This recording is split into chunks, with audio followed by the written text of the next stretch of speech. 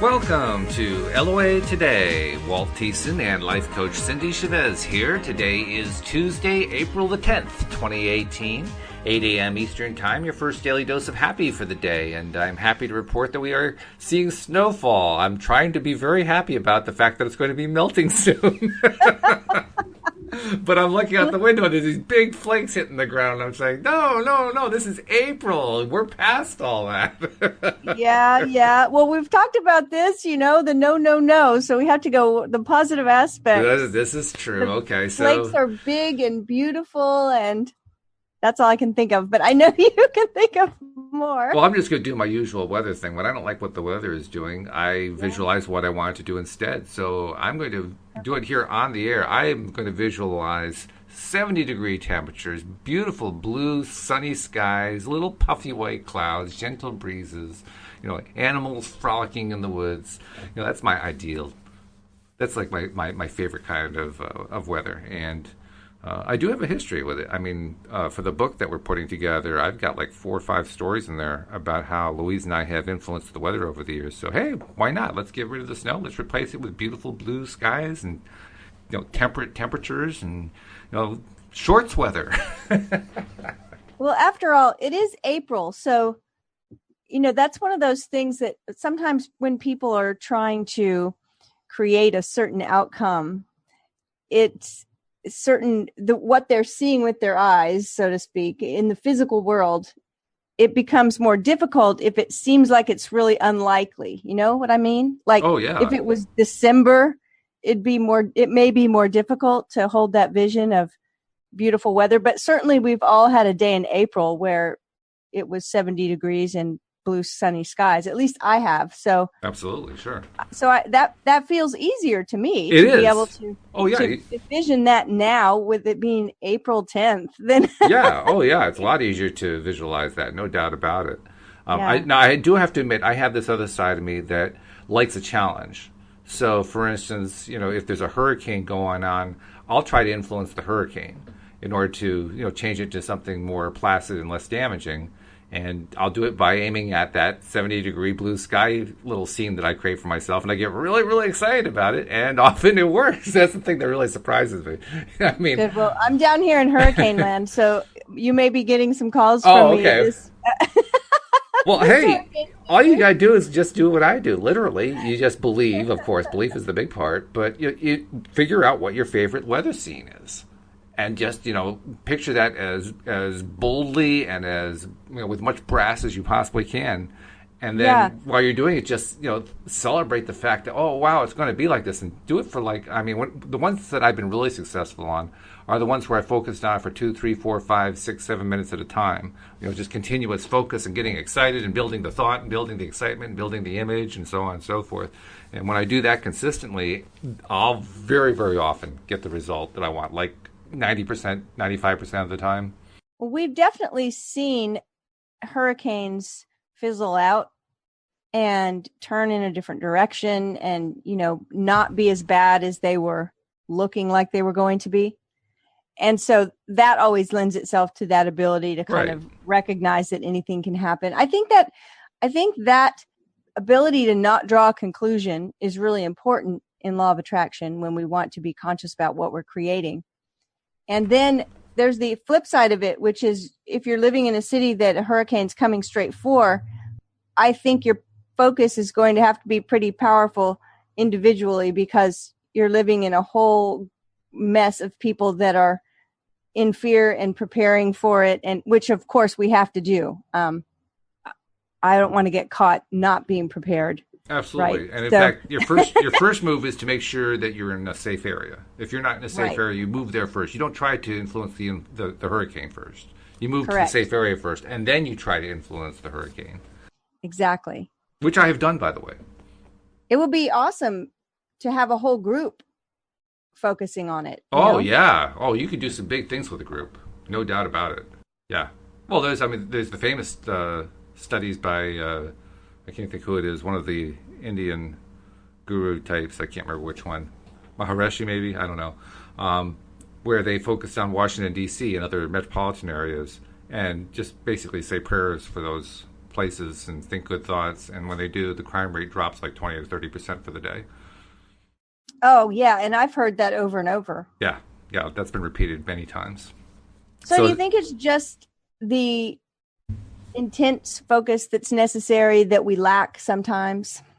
it's the focus and it's the excitement. I mean, we live in an emotional based universe, right? So Right. if we're in an emotional based universe, that means we got to crank up the universe's emotional response to our emotion, which, or I guess it's the other way around. We got to crank up our response to what's going on and to what we want to go on, so that the universe can react to it the way we need it to. Because when we have that, what they call the high flying, high vibrational, good feeling place, that's where all the good stuff happens, right? Well, okay, then let's put it to use. That's what deliberate creation is all about. It's getting ourselves into that high place so we can have things happen that we want to have happen, including the most incredible things. I mean, I'm not going to give away my stories because they're going to be in the book and you're going to want to read the book. But you're tempted, aren't you? But I'm really tempted because, I mean, there are numerous stories that I have to tell where literally the weather was affected just around me. Nowhere else, just around me. It's It bizarre. reminds me of the story, of Esther's story about the Yes, drought. exactly. Yes, The that's drought, exactly where right. pretty much rained on her property, and then she heard it on the news that there was a freak A storm freak way over here. thunderstorm. I love that. That's awesome. Well, that actually does happen, and I've had it happen. Well, I've remembered 5 different ones. Louise and I had 5 different occasions that we could remember where we influenced the weather directly, and those are the ones we wrote up. I know there have been others, I just couldn't remember what they were. But out of those 5, 1, 2, 3 of them all had immediate, just around us results. Wow. Yeah. That's fun. It is fun. When it happens, you look, you say, "Oh my god, that's incredible!" Yeah, I had that every year at St. Patrick's Day, our city has a really big parade, and at the bottom of the hill, it just culminates in this gigantic party. And this year we had rain. And it was kind of funny because I was like, well, we can focus on just stopping the rain on the parade route. It doesn't have to stop in the whole city. This is true. Just right here on the parade route.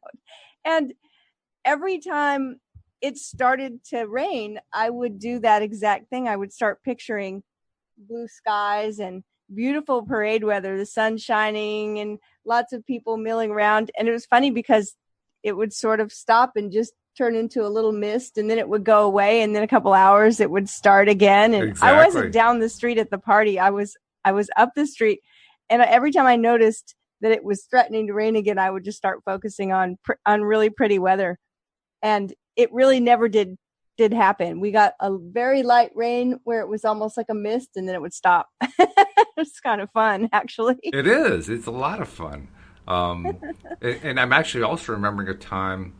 This is when we lived in Virginia, when there was a tornado. There's a lot of tornadic activity in Virginia, like there is throughout much of the Midwest. But not that Virginia is part of the Midwest, but it is part of the tornado alley in a sense. And that particular time, it was spring. I don't remember exactly what part of spring it was, but it was spring.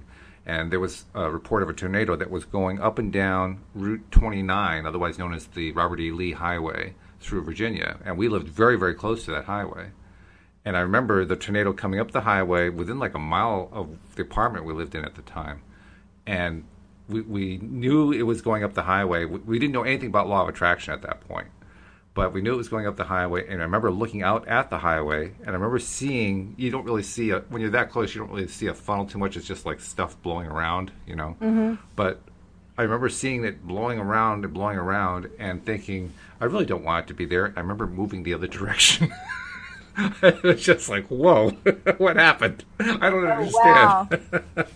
Well, that's interesting because you're like, I didn't know anything about law of attraction then. And it's such a good point that we're always practicing law of attraction. We are. Whether we know about it or not, whether we're conscious of it or not, whether we're, directing it in the right, in a better direction or not, we're always practicing it.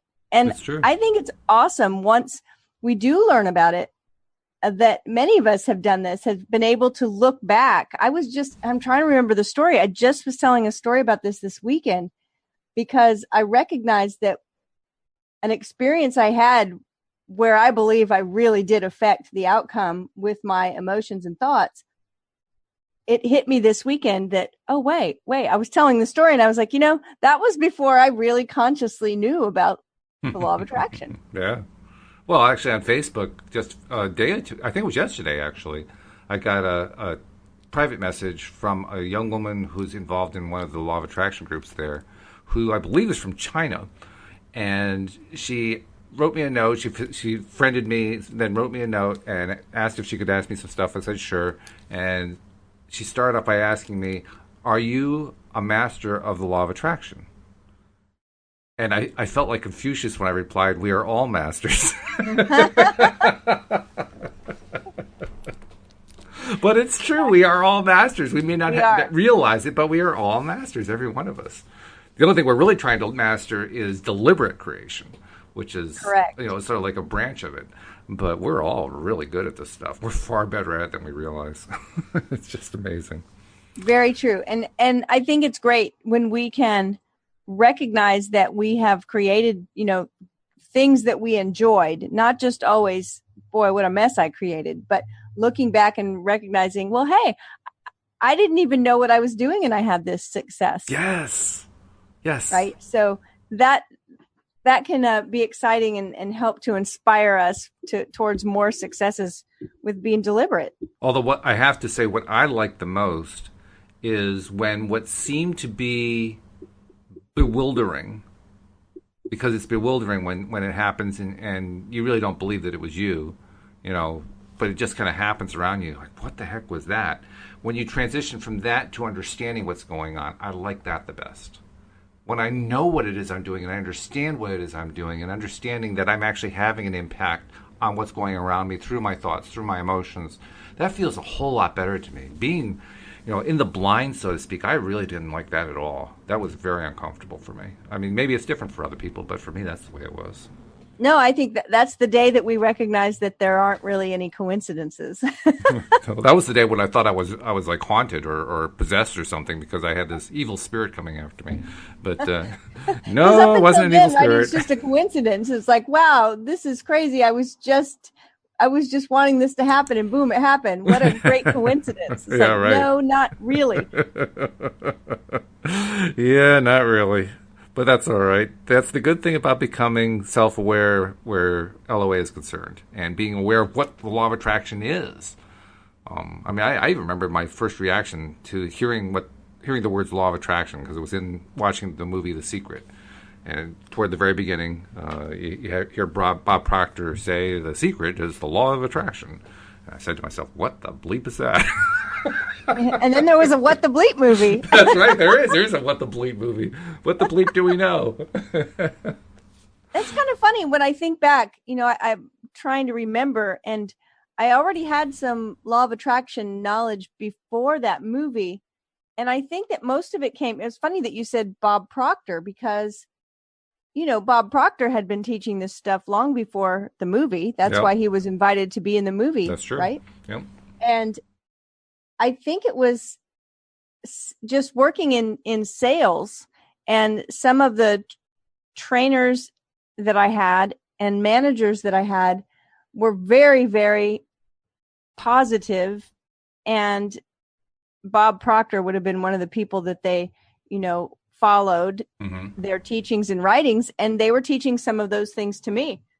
So when Esther Hicks and the movie The Secret and all of that came out, I wasn't really super well versed in it, but I was at the point where I was like, oh, this is familiar. Wait, this is the same thing that so-and-so was teaching me, Right. Yeah.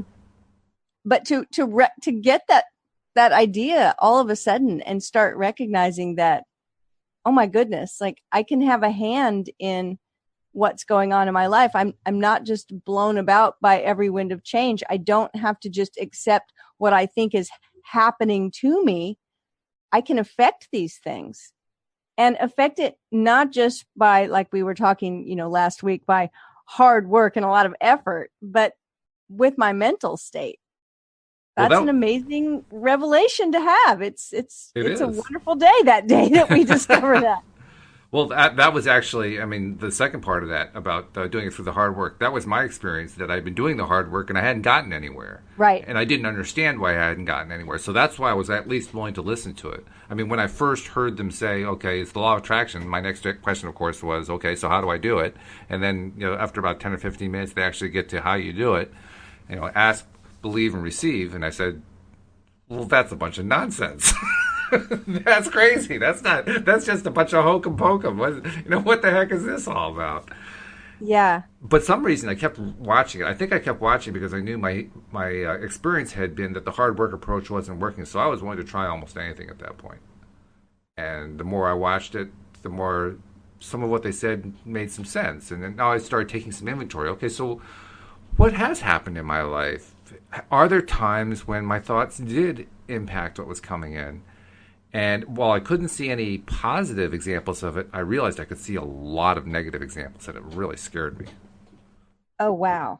I could see it because there was so much negativity going on in my head, huge amounts of negativity. So when I realized that, first of all, that was true, and my wife had to point it out to me, and I didn't believe it. I actually refuted it. I said, no, I'm a positive person. But then she started pointing out examples, and I had to honestly say, you know what, she's right.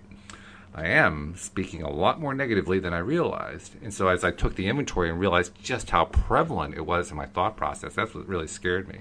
And I said, how the heck do you get out of this? Because I couldn't see a way out. That's the thing. When you're in that really depressed, fear-based, anger-based state, you can't see a way out. You can't. No, that's absolutely true. It's an energetic thing. Yeah. And that energy is very, very heavy. Yes. Good word. Right. And so it doesn't take much of it to bring your level down, so to speak. In the same way, the best way to think about that is, if everyone's happy and in a good mood and we're all chatting and we're really excited and someone walks in, and they are not in that place and they're, depressed and thinking negatively and talking in that vein of impossibility. It doesn't take much of that to close down the whole party, right? It's like it's very hard to keep those vibes all up when someone else is down. Oh, yeah. That's because that lower level of energy is so heavy. It doesn't even take much of it. And so when we're like totally down in that spot of experiencing that level 1 and level 2 energy, it's very hard we can't see anything else. And that's why when we're there, it seems like all we know how to do is argue for where we're at. That's right. We just argue for our limitations. Yes. And someone can say to us, but what about this? No, everything is a yeah, but this. But. And no. And I always try to remember that when I'm speaking to someone who's in that place where they're arguing for their limitations, is that it's just really hard for them to see their way out. It is. Yeah. So hard. So thankful for recognizing that emotional scale and knowing that we don't have to see all the way to the top. We just have to see see something a little bit better. Yeah, right? That's true. It's like the headlights on the highway, that saying that you don't have to see all the way to the end of the road. You just have to see as far as your headlights are shining. Plus, it was also really difficult for me in the sense that, yes, I knew I had all this negativity going on, but I didn't really get the idea that I was arguing for my limitations. I really didn't understand that. No, because at that point, it's just the reality that we know. So we're That's like, right. no, this is how it is. It is what it is. I'm working myself to the bone every day, and it's not having a result. Yeah. Yeah, the idea that I was actually justifying being in a bad place was insane. Who would do that? No one does that. Everybody does it. That's who would do it. I don't like to think of myself doing it either, but I know that I have. Oh, yeah. Those are all life-changing moments when I realized how negative I was, when I realized how dominant in my thoughts the negativity was, when I eventually realized that I was limiting myself with those beliefs. And then when I was faced with the idea of trying to climb that emotional scale, when I was coming from a point of view that said, well, we have no control over our emotions. I mean, I felt just absolutely trapped. I mean, how the heck do you climb out of it? That's what it felt like. Plus, I wasn't actually, I didn't have any books to reference. I hadn't found where the good books were. The only thing I knew about was, The Secret. And that was about it. So that wasn't enough to go on. I played The Secret 25 times and it still wouldn't get any better.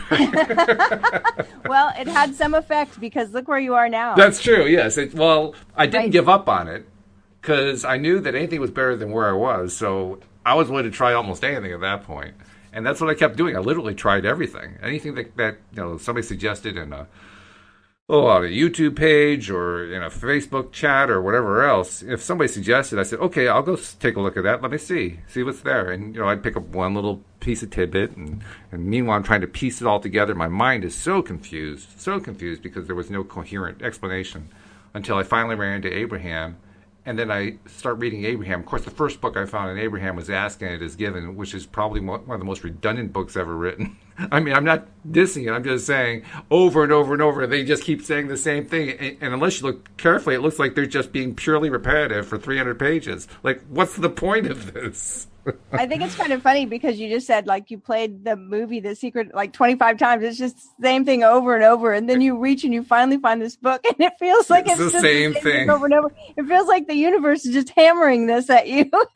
And then there's the video that I ran to very shortly after that. It was an Abraham video, Esther channeling Abraham or receiving from Abraham.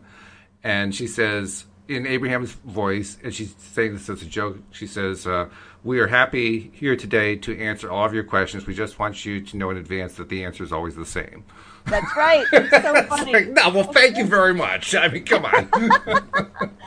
Well, I think it's great that at one point you were searching for information and now you're here every day for those people that are searching for information.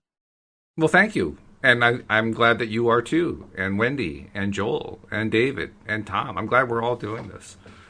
Because it's so much more fun to do it together.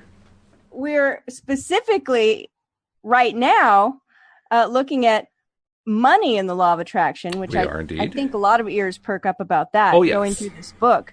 So I want to make sure before we dive in today that we make any announcements we have. Do you have any? Nothing really big. I mean, we did reach the 37,000 play over the weekend, so that was good. We're closing in on 40,000. That's going to happen, I would guess, sometime in the next 10 days or so. Wow. It's always hard to project, but yeah, it's going to be something like that. And progress is being made on the book. I actually didn't get anything done in a big way yesterday, but I'm hoping this week to have the basic book stitched together, which doesn't mean it's ready for publication, but it means it's really close. Wonderful. Because at that point, you have to do a whole new, read it through again to re-edit, to make sure you didn't miss anything and so forth. And then once we've done that, then of course I have to show it to all the authors who've been contributing to this because they got to see how I butchered what they put together. No, actually, I didn't butcher it, but I'm you know not what expecting I mean. that. No, I don't think most are. But nevertheless, everybody needs to see it, right? Because they want to see, did I represent them properly? Did I chop anything out that was important? All that kind of thing. Right. And then once we get that done, probably one last read through just to make sure there's nothing glaring that I overlooked, and then we're ready to publish. So we're close. We're very close. Getting there. Yeah. Getting there. All and right. Let's see. Oh, the other thing to announce too, especially since this particular program will be playing tonight on PRN at the same time that we're doing the Tuesday night podcast with Tom Wells. If you are listening on PRN to the semi-live version, I don't know what to call it, to the version that's playing tonight, Tuesday night on PRN, and you wanted to talk to us live, we're actually doing it live right now over on loatoday.net. So, and that the same thing will happen tonight at Tuesday. Tuesday nights, we always do the live podcast in the evening for people who want to call in and talk to us live. So if you've ever wanted to talk to a coach directly, here's a way to do it, and it costs you nothing except, connecting to us. It's real simple. So just go to loatoday.net and tune in, and you'll see the instructions right there about how to connect to us. Not that you have to wait for Tuesday night. You can actually connect to us anytime. Just use the Zoom platform right there on the homepage, and it just walks you right through how to connect to us. It's very simple. You can do it from anywhere in the world. It doesn't matter where you are. You don't need to have a cell phone to do it. Just a computer with like a microphone or a headset or something is good enough. So Right. So we've got so much going on. So if you're over there at loatoday.net, be sure and subscribe so you don't miss anything. Yeah, that too. Subscribe and share. Yeah, that's really important because we're finding that people who subscribe, they listen and listen and listen. I don't know if I told you, Cindie, last month, the average listener listened to 45 episodes. Yeah, you told me, and I was like mind blown because the first time we ever discussed that, and it wasn't that long ago. No, it was less than half that. I think that number was 22, and I was like, wow. And then you told me 45. It's like, that's awesome. That's wonderful. It does pay to subscribe. People are finding that they love it, and they just want to catch up with every single episode they can find the time to listen to. So it's well worth it. And then, of course, when you subscribe, make sure you share with others so that they know what's going on as well. So there's our announcements for the day. Well, I'm ready to dive in. Let's go. We've been working our way through the book, Money and the Law of Attraction, Learning to Attract Wealth, Health, and Happiness. It's a #1 New York Times bestseller, Esther and Jerry Hicks, The Teachings of Abraham. And we are just in the last couple of weeks got into the really juicy stuff about money. I know money is really important. Oh, yeah. We pretty much can't do anything without it. So we want to make sure that we're in the space where we can always have enough of it and more than enough to do the things we want to do. So we're on a section in the paperback. We're on the bottom of page 69. And the section starts with, what if a poor one doesn't feel poor? So Jerry says, if others who are noticing you and comparing you to themselves come to the conclusion that you're poor, but you don't feel poor, then you wouldn't be in a state of lack. And so you would be able to move quickly toward more abundance in that case, right? And Abraham says, that is correct. Others' assessment of you has no bearing on your point of attraction unless you are bothered by their assessment. Comparing your experience to the experiences of others can amplify a feeling of lack within you if you come to the conclusion that they have succeeded more greatly than you have. And you then activate within yourself a feeling of less than. Also, noticing a lack of prosperity in the experience of others does not put you in a place of attracting greater prosperity for yourself, because you will be getting what you think about. What you draw to you or keep from you has nothing to do with what anyone else is doing. An improved feeling of prosperity, even if your current reality does not justify the feeling, will always bring more prosperity to you. Paying attention to the way you feel about money is a much more productive activity than noticing how others are doing. Wow. I'm going to stop for a second because all of this, if someone was listening and they hadn't heard our last few months, they wouldn't know. But I decided that I was going to do an affirmation, and I was going to say it 1,000 times a day for 10 days. And I did it. And the affirmation was, I feel rich. Very simple. Just, I feel rich. And this whole paragraph is saying that that's the most important thing you can do, is to feel an improved feeling of prosperity. That's right. So like at the point that I was starting that practice, nothing was different in my life. Nothing changed like in the first 5 minutes, but maybe it did. Well, nothing that you could see anyway. Things started happening that were like, wow. Right. That was it. The second day that we got a $50 gift card in the mail for a place that we like to eat. Which is a $50 fantastic gift card, not a $10 gift card. No, that's a nice one. That's a good one. A really good one. And then our car seemed to be having a problem, and we took it in, and we ended up with the top of the line Mercedes loaner for 3 weeks while they tried to find something, and then they said they didn't find it. So we kept just laughing about it. It's like one thing after another just kept happening and happening. And that's all I did, was focus on how I was feeling about money. Okay, so allowing more money to flow into your... Before you go any further, I also want to mention the first sentence of that last paragraph has a really important point. What you draw to you or keep from you has nothing to do with what anyone else is doing. That is just incredibly important, and it was not a point that I understood early on. And in fact, if I had understood it, I think it would have cleared a number of things up for me.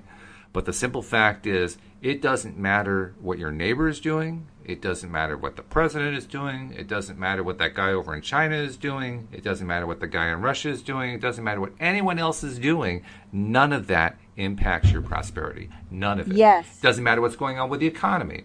Doesn't matter what's going on with the New York Stock Exchange. Doesn't matter what's going on currently with your job, believe it or not.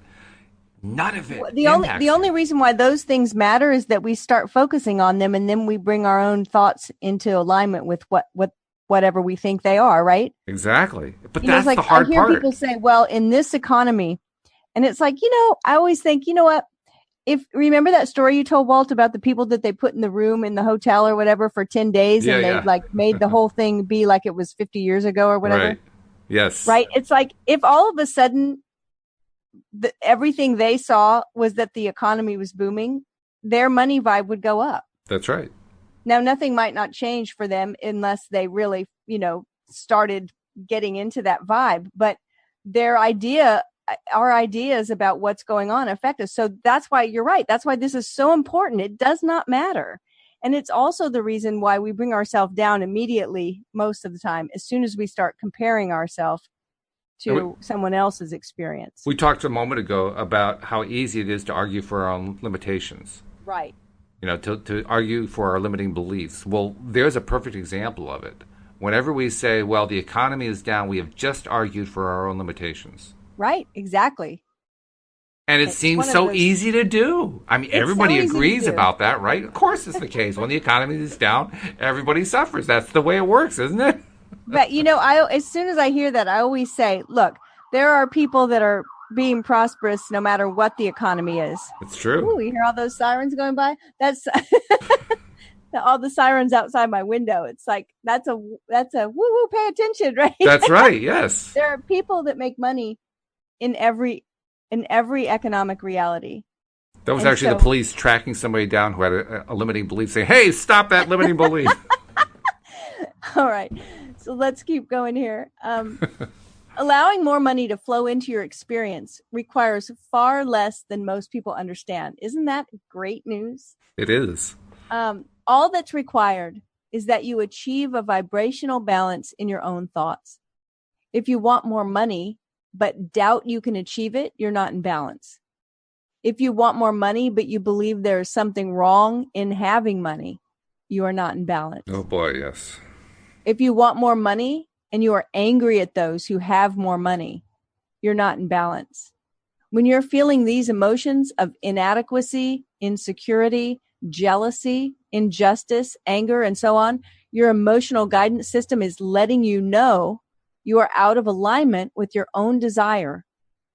Most people make no effort in coming into personal alignment with the subject of money. Instead, they spend years, even lifetimes, pointing out perceived injustices, attempting to define the rightness or wrongness of the subject, and even trying to put laws in place to orchestrate the flow of money in the civilization, when a rather small effort in comparison with the impossible attempt at controlling those outside circumstances would yield them an enormous return. And once again, I want to make another comment here, because that is precisely what I used to do. I told you I've written a book, right? I wrote a novel back in 2009. It was about the financial crisis. And my purpose with that book was exactly what they said here. I was attempting to define the rightness or wrongness of the subject. That's exactly what I was trying to do. And I was trying to get the message out, because I believed, and I know it's still true, but I believed that that most people did not understand why it was the financial crisis really happened. They know what they were told by the news media and by the politicians and the economists and so forth, but I knew it was a different thing entirely. And I really believed it was important for people to understand that. And there's even a piece of me today that believes that. But I have to keep reminding myself, really, that has nothing to do with whether or not anyone has money. And that's a hard concept for me, because I fought so hard for that. I believe so strongly in it. And I got nowhere, by the way. I might want to add the fact that I got nowhere with it. The few, like the 30 people or so who read my novel liked it, but most people didn't even know it existed, first of all. And second of all, it made absolutely no difference in the way the monetary system works. Yeah. It was basically tilting at windmills. Yeah, because that's a big monstrous machine. It is, yeah. So right? and I was feeling pretty desperate at the time that I wrote it because that's what was driving me was the desperation that we got to know this. This is important. People have their heads buried in the sand and all that kind of stuff. Boy, was I on the wrong track. Well, and what's the good news is this next sentence, right? That goes right towards us. Nothing is more important than that you feel good, for when you feel good, you're in harmony with your greater intent. And when I first read that, I said, what? And, I want to keep pointing out, and I know they're pointing out, but we're not saying you should feel good about a certain thing that feels bad. It's not pretending that this thing that feels bad, pretending that it feels good. If it feels bad, it feels bad. That's correct. And that's our red, dashboard check engine light, that bad feeling, to look for what feels better. So that's the important thing. It is. That's what causes us to create alignment. Here it says, in harmony with your greater intent. So many believe that hard work and struggle are not only a requirement to achieve success, but that working hard and struggling long is a more honorable way of living. And I want to I think that is such a predominant belief. It is. We it's hear huge. that so much, right? What do we hear? Like someone that comes into the world, into a family that has a lot of wealth and they have a trust fund and they pretty much don't have to work. How often do we hear, oh yeah, a trust fund baby, like in a very derogatory way? Absolutely. Oh yeah. Right. And then the person that's worked really hard and really long, we lift them up and say, wow, they have worked so long and so hard and they're so deserving of this. Right. And so even when we want to say, yeah, no, I think it should be easy, and there's still all this judgment going on in the background. Well, there was judgment going on in my background, in my own head. I created the judgment because I was one of those people who was saying, I've worked really hard. Where do I collect? Because I haven't been able to collect it so far. I know that for a fact. And I was feeling angry about it. We start comparing ourselves to other people and yeah. say, wow, why is it so easy for them? That's right. I know I work harder than they do, right? It's like, oh my goodness, then we're on that road. We're definitely on that road. And when we're on that road, we're not on the road of feeling good. The idea that you could be... It does not feel good. It does not feel good to be recognizing that I work so hard and I still haven't gotten my reward, and these other people, they don't work hard at all, and look at them. Right. And that is not a good feeling to tell ourselves that story. But there's also a clue in there. That first paragraph, the one that's italicized, the one that you pointed to, the one that says nothing is more important than that you feel good, for when you feel good, you are in harmony with your greater intent. When I'm looking at myself a number of years ago, at that time when I was really frustrated about the monetary system, and so frustrated that most people didn't even understand how it worked, and they didn't understand how they were being ripped off by it and anything else, all this other stuff that I was so worked up about. The one thing that I was not able to do at that time, it took me a couple of years to even ask this question of myself, but the one thing I was not able to do was to identify what I thought prosperity for those people would look like. And exactly. that is the missing point. That's the missing point for anybody who is stuck in any way on any of this external mess of things that we feel like we have to go fix in some way, or take the right attitude about, or look at the rightness or the wrongness or whatever. That's where we actively get stuck. We can't actively say, here is what prosperity for everyone looks like. And until you can say what that looks like, you don't have a prayer. And we can't say what it looks like because we're so busy focusing on what the lack of it looks like. That's right.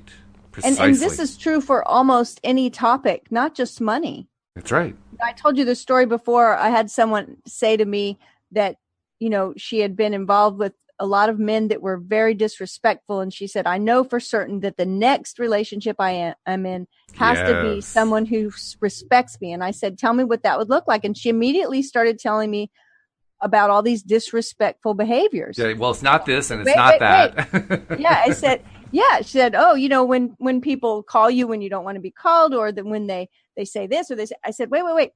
I want to know what it would look like if someone was respecting you. And there was nothing was coming up. It was like, the She same couldn't thing, utter right? anything. Like, Yeah, what would prosperity look like? If that's we right. start focusing on that, then we'll see it. Same thing with somebody who's got a dread disease. What does health look like? Yeah. Some And look, it's hard. It's hard to pull. That's what we've been talking about all morning, is when you're in that other side and you've been arguing for your limitations, it's very hard to see your way out. but it's also important to know where the direction is. And that's what we're saying here. The direction is to express it in the positive rather than in the negative. I mean, I love doing this with friends. My viewpoint was politically libertarian. So, people who are libertarian, I love doing this with them after I've figured this out. I would say to them, okay, we all know we're against big government. We're against, intervention in other countries. We're against high taxes. We're against regulation. We're against all these things. What are we in favor of? Yeah, what are we for? and the answer inevitably would come back is, well, we're in favor of not having a large government. We're in favor of not having large taxes. We're in favor of, we're not, well, no. What are we in favor of? and you can just see the conflict going on in their heads and realize that's where I was just a week ago. I know that feeling. I have seen that feeling. I have experienced it. And to watch it is fascinating because you can't get there from here. You just can't. That's right. Do it. You can't. Reminds me of those maps that you see when you're out in a park or a shopping mall or something. You are here, right? Right, exactly. So it says those hard times of struggle certainly do, and this is just what you were pointing out, certainly do help you in the defining of what you desire. That's true. But until you release the feeling of struggle, what you desire cannot come into your experience. And that's what we do with limiting beliefs. That's why limiting beliefs have to be let go of. Not because they don't point to something that's better, but because they hold us back from getting to it. Right. And once we have to let go. But sometimes we're so used to being in that struggle, it's all we really know. Yeah, it really is. It is. It's familiar and it's easy, actually. Yep. It's easier to tell what we're against. Oh, of course. Yeah. Yeah. Often people feel as if they need to prove their worthiness. And once that is accomplished, then and only then will rewards be given. But we want you to know that you're already worthy and that proving yourselves worthy is not only not possible, but unnecessary. What is necessary for you to receive the rewards or benefits that you seek is alignment with the essence of those benefits. You have to first bring yourself into vibrational alignment with the experiences you wish to live. We recognize that words do not teach and that our knowledge regarding the laws of the universe and of your value do not necessarily mean that now you have read our words, you now know your value. However, as you consider the premises that we are laying out for you here, and as you begin the application of the processes that we're suggesting here, it is our knowing that the universe's response to your improved vibration will give you the evidence of the existence of these laws. Really important stuff, those last two paragraphs. Incredibly important. There are so many different ways we are trained by our society to believe that we're not worthy, we're not deserving, we're expecting too much, we are not the people, we're not the golden child, right? Well, just the concept of deserving, period. I hate that concept. Oh, yeah, it's a rough I'm concept. not in favor of it. Yeah. Because, and yet we grow up with it, right? You didn't deserve a good grade on that test, or you haven't been good enough for Santa to bring you what you want, right? If you're a good little girl, yes. Santa's going to, right? There's all these things that are just constantly, these beliefs that are constantly put into our heads when we're small that are built around the concept of deserve. You don't deserve, a treat because you didn't finish your homework, whatever. I mean, it just goes on. And that concept of deserving, it does not work in our favor, ever. No. Because there's always going to be a time when we did work, like that. I've worked really hard, right? Look how hard I've worked. And someone else got the promotion and I deserved it. So then we feel like we've been ripped off and let down and the world's against us. You know what the other interesting thing about deserve is? It doesn't help the person who says that you don't deserve it. It doesn't help them either. No. And then what about the time when you in your heart don't feel like you deserved whatever? Yep. And you got it? Yeah. Most of the time when we're in a space of, getting something and really truly not feeling like we should have it, like this book has talked about in the pages before about, if you think it's bad to have it or wrong to have it, like I don't really deserve it, we'll lose it or get rid of it as Yes. fast as we can, so it doesn't stick with us because we're not in alignment with it. And you're absolutely right. That's exactly what's going to happen. I mean, that's precisely what's going to happen. So this whole thing, and I really want to focus again on the person who says that you're not deserving, because the thing that is really valuable to notice, I think, especially if you have problems with feeling worthless or not deserving or whatever, is to recognize that the people who are telling us you are not deserving are never satisfied.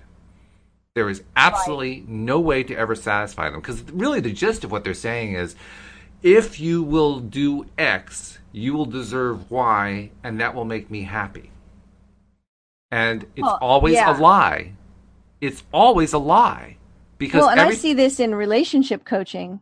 Oh, yeah? It's heartbreaking to have to be the one to break this bad news to people. But, I will get someone that says, for instance, that they are trying so hard and that they've done X, Y, and Z, and that the person they're with still isn't happy. And so they've done this and this and this. And it's like, look, it doesn't matter. They're not going to be happy. If they don't love you for who you are right now, then no improvements you make are going to rectify that. That's right. And it's the same kind of thing. And so we have to be okay with ourselves. Yeah. That's the truth. And we have to be willing to let go of the idea that we have to please someone else. Right. It's not our job to please anybody else. And I mean that even including like pleasing a god or pleasing a government or pleasing a leader. It's not our job to please somebody else. It never is. Well, it's like it's not our job to make someone happy. That's right. It's not someone else's job to make me happy. Nor is it even possible. Yeah, no, it's not. That's the other part. That we have to shoot that one down real hard. It is not possible to make someone else happy. And people are going to say, well, sure, I make my husband or my wife happy all the time. No, you don't. That's what I'm saying. When I have a relationship situation where somebody's trying so hard to make their partner happy and it's just not happening. And I'm like, I hate to break this to you, but it's not going to happen. And even worse, if there's a situation where you did something and they were happy, now you've created a false conclusion that you made them happy.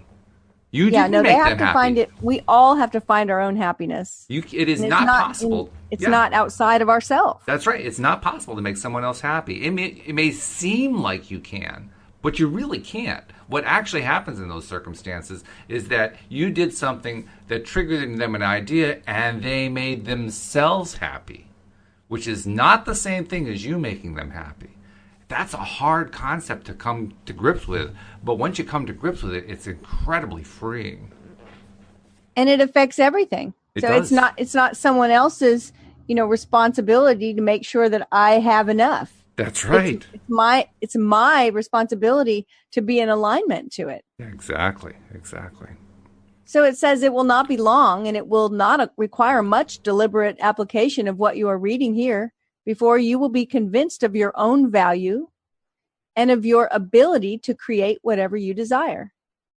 The primary reason that people do not believe in their own value is because they often have not found a way to get what they want. And so they incorrectly assume that someone outside of them does not approve and is somehow withholding the reward. That is never true. You are the creator of your experience. Make statements such as this: I want to be the best that I can be. I want to do and have and live in a way that is in harmony with my idea of the greatest goodness. I want to harmonize physically here in this body with that which I believe to be the best or the good way of life. If you will make those statements and then do not take action unless you feel good, you will always be moving upon the path in harmony with your idea of that which is good. There's a part of this too. One of the first reactions we tend to have when we hear this message, and it's a very positive message, but one of the first reactions we often have is, well, that's selfish. That's selfish behavior. That's not caring about anybody else. That's only caring about yourself. How do you answer somebody like that? Before I give my answer, how do you answer somebody like that? Well, my answer is that we often have that idea of this is really selfish, that what about all the other people that don't have enough? And first of all, I like to point out that there is enough for everyone to have more than enough. Mm-hmm. But secondly, that my being poor never helped another poor person. Great. I like In that. the same way that me being sick does not help someone else be well.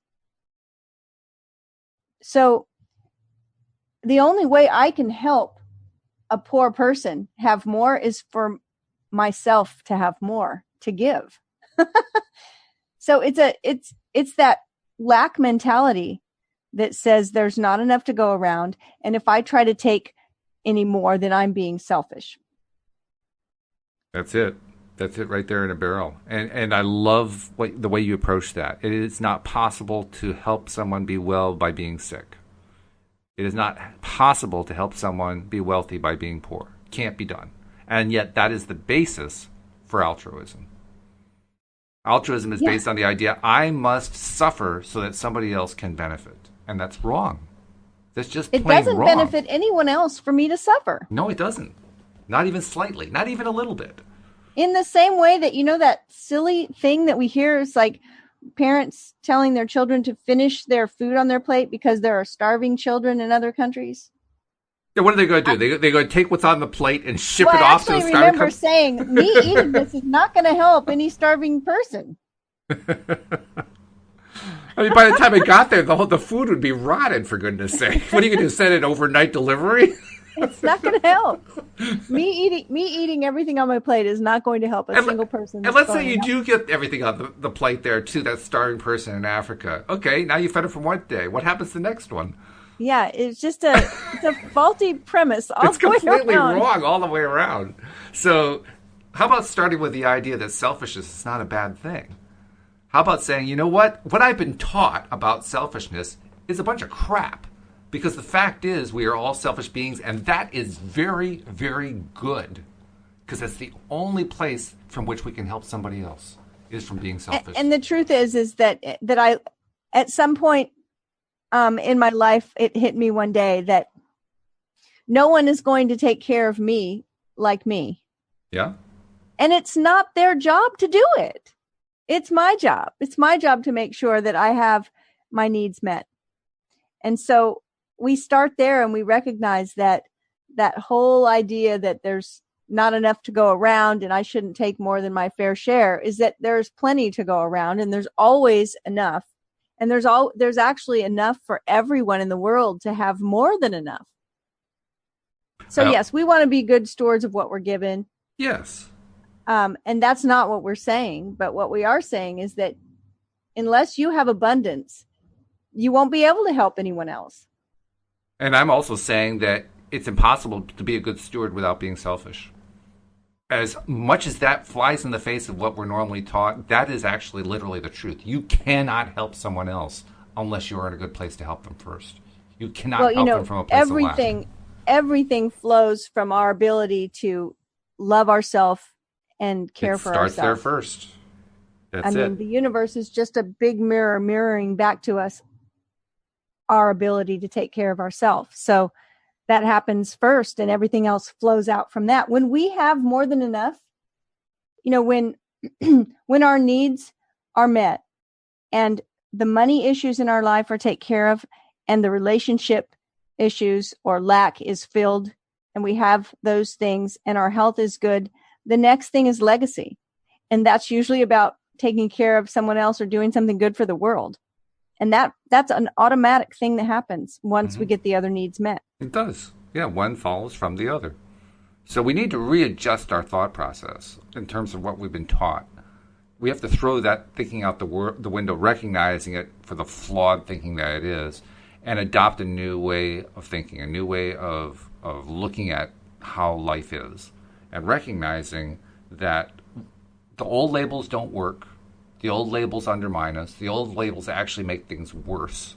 So let's adopt some new labels, and let's adopt even better some new meaning and some new positive emotion and some enjoyment and some love of life and love of ourselves in the process.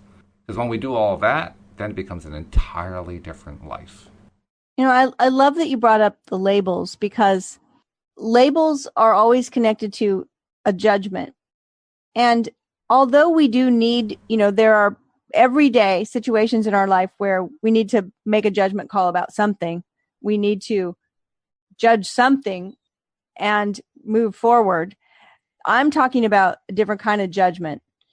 And that's where we label things and make them bad or good.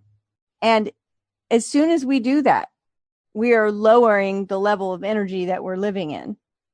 Yeah, I'd be more specific. So I'd be more specific and say that it's harping. It's the harping that does it. We can let go of those labels and judgments, really, and not worry about them. Yeah. Because our level of consciousness is directly related to our lack of judging. And so if we can get into a more curious place about it and not put labels of good or bad on everything. You've heard me before. It's the reason why I don't like to say something. And we're saying it over and over in this book.